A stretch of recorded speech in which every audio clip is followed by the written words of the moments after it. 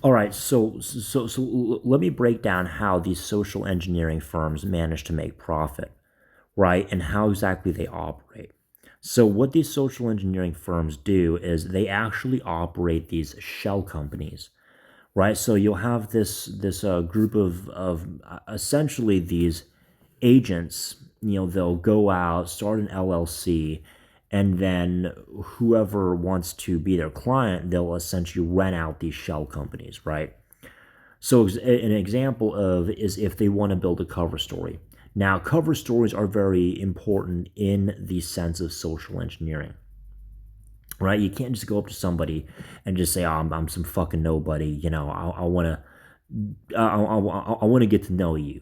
No, no, no. You have to essentially build some kind of repertoire, right? And that's what they do. So if you want to perhaps portray yourself as a specific individual, or in the event, and this is actually really common, if somebody is being blackmailed, right? If there is blackmail against them, they'll go to these social engineering companies and they'll actually hire them, these agents, to pretty much build them a cover story, right? They'll build this sort of cover personality, cover story, and nowadays they can just say, well, the client was involved in such and such. The client was divulging information, and that's why they made this fake AI generated content of them, or say that the client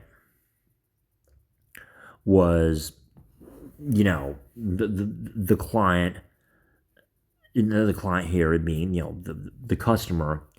Well, the client happened to be, he was in this blackmail scheme. Now, this is actually what happens a lot. Is they'll the clients are usually coming from a blackmail scheme, right? Or the clients actually want to run a blackmail scheme. And so these social engineering firms, they'll create sort of this cover story or this false persona, usually from people that are trying to avoid blackmail, or to at minimum minimize the repercussions. Because now if the client has a cover story, they can sell that cover story and say something along the lines of, well, they made this up about me, and they actually forced me to record this because I was working for this company, and that was a form of collateral, right? Because half the time, a lot of blackmail, and you have to get this, um, they usually don't want you to do something illegal. Because if you do something illegal, then law enforcement has to get involved, and most people don't have the money or the connections to pay off law enforcement. Now, with extremely high end clients, I'm talking clients with, usually in the billionaire range. I mean, a conservative estimate is like $500 million range. Clients in the billionaire range, they can afford to pretty much pay off law enforcement. They can afford to do whatever, right? And so yeah, they'll get involved in the deeper stuff.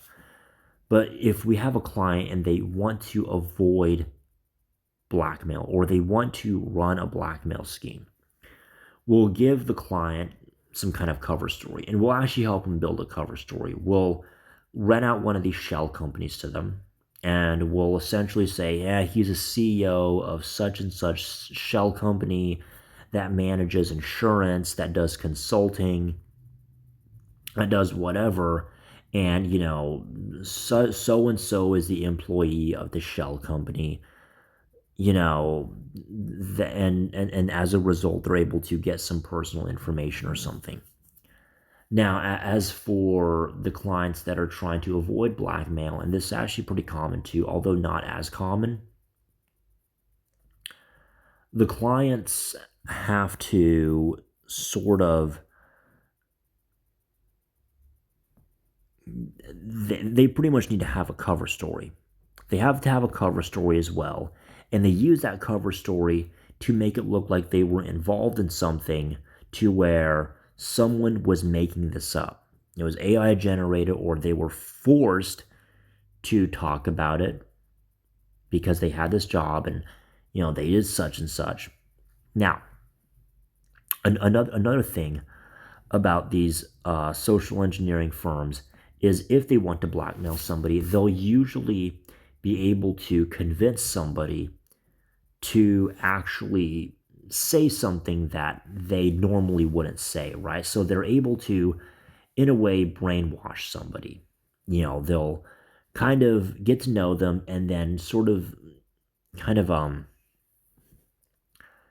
for the lack of a better term, cozy up to them, and then they'll get them to sort of slowly convince them. It's actually not that slow. It's gradual, and it kind of a gradient, but it's very quickly they're able to. With usually the turnaround time's about a month or so.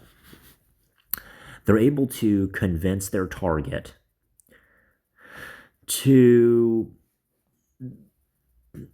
essentially change their mind on something, right? And they have multiple factors that they're operating. So we were what one of the firms that I worked for. It was actually one of my clients that I protected him.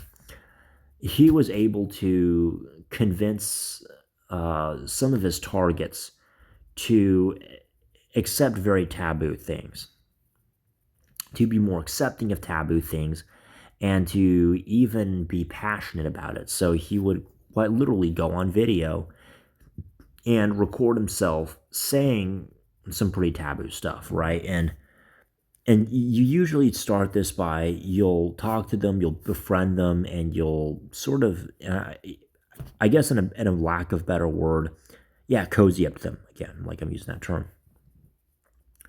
And so you'll ask them questions like, "Oh, hey, what are you into?" Blah blah blah. But you got to make it natural. That's the thing, is you have to make this sound natural. You have to make it look like you're just someone that's just naturally able to convince people to change their views. Right? It's a specific kind of personality trait that it kind of takes someone that's very good at convincing others to changing their view. And so when you convince others to change their perspective on something and they begin to question it. So for one example I can give you is one of my clients, he would like to take his targets out to lunch. Take them out to lunch. And while he was taking them out to lunch, they would do something as simple as, when they finish with their food, he'd tell them to throw the wrapper on the ground. Like, throw the wrapper on the ground? What do you mean throw the wrapper on the ground? Throw it on the ground. And if they hesitate, or if they think, "Oh, that's fucking stupid, I'm just gonna go throw the wrapper in the trash can," they'll get really upset. They'll say, "Hey, don't do that again. Don't question what I say." And then next time they'll just do it without hesitation. They'll do it over and over without hesitation, and then they pay them. And if they question, they don't pay them. So, this is quite literally how it actually works out. Is a lot of times the social engineering agents, they will quite literally pay their targets to do socially unacceptable things. This is part of the isolation process. And for the isolation process, they will essentially get their target to do things without question, to the point where if they're in public and they're having lunch and they, have the wrapper, they know, throw the wrapper on the ground, don't throw it in the trash, don't question them. Something else that they'll do is they'll tell the social and the target to, for instance, "Hey, go make a call to somebody. Go make a call to so-and-so, and when you're finished with the call, hang up on them right away. Don't say bye. Don't say, 'Hey, it was nice meeting you.' Just tell them to hang up on it. And if they question, they gotta be really stern about it.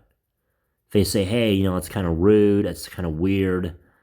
Usually the agent or the handler will say, they'll be like, well, don't question me again. Stop asking me questions. Now, they'll do this quite a few times to the point where the handler, they're called blackmail handlers, they're able to convince the target to do things on command.